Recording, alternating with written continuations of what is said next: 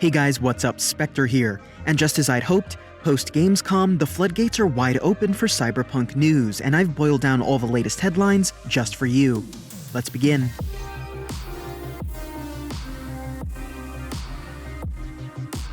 Headlines broke recently about multiplayer being confirmed by CD Projekt Red, which again should be no surprise to my regular viewers as I reported on this months ago.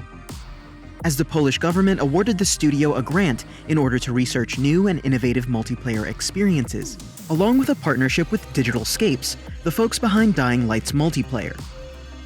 The tweet itself said, "The plan for now is to deliver Cyberpunk 2077 in April, then follow up with DLCs, free, and single-player content, and once we're done, invite you for some multiplayer action."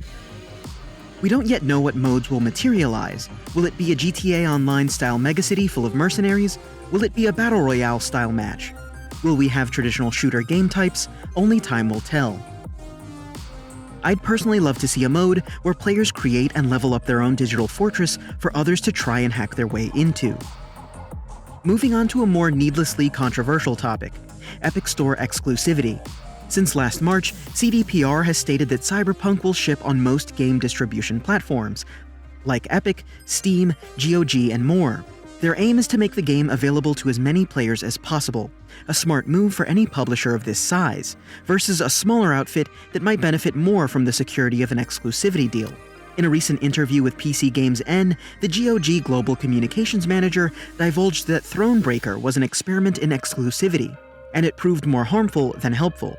He said specifically, "With Thronebreaker, we started with an exclusive and decided to share it with a wider audience. It proved to us that exclusives maybe don't work for us because we don't want to limit the number of people who can access the game." Thronebreaker debuted last October, and at first it was only available on GOG, but after its sales didn't perform as well as they'd hoped, they opened it up to a wider audience on Steam. Personally, I think that spreading Cyberpunk 2077 across multiple digital storefronts is the best move, and it gives consumers more options. But I'm also just happy to hear that we don't have more Epic Store drama. Remember kids, death threats over exclusivity aren't cool. On to another topic that gets fans a bit heated, first-person perspective. It's been known that the majority of Cyberpunk will be experienced in first person. But now, thanks to a tweet from the CD Projekt Global Community Lead, we know that 100% of cutscenes will be in first person as well. Well, sort of. This has admittedly been contested, and even the tweet itself is a bit wishy-washy. The tweet reads, "Achieving full immersion in a first-person perspective game is extremely important. The decision made by the team to go 100% first-person in Cyberpunk 2077 is something that will benefit it greatly from gameplay and storytelling perspectives. That said, players will still be able to see their characters in the inventory screen, during driving sequences, in mirrors, and very occasionally in some of the cutscenes, giving sort of a mixed impression. It does help that we can see our characters in the inventory screen, in mirrors, and other small moments. This also means, however, that the game's more adult sex scenes will also be locked in first person." I've also noticed a rather popular comment down below whenever I speak on this subject.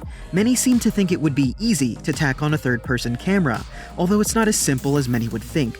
NPC animations have all been designed from a first-person perspective. Buildings themselves are even designed differently to accommodate this point of view. Developers actually had to create larger entranceways in The Witcher, for example, so that the camera could follow players into a room. There are many behind-the-scenes choices that need to be made. I think we should give people who are masters of their craft the chance to indulge decisions. And maybe we'll all be surprised. Also, maybe we'll just have third person and multiplayer eventually. But that's it for this short Cyberpunk update. Remember, all of my sources are always in that description below for those of you who'd like to read further. Make sure to sub for more coverage of this game and of games like Vampire the Masquerade Bloodlines 2. I'm excited as ever for Cyberpunk, and as we near our next milestone, I'll be announcing another giveaway, so definitely stay tuned for that as well, and also for some of my upcoming content. And as always, thanks for watching, guys.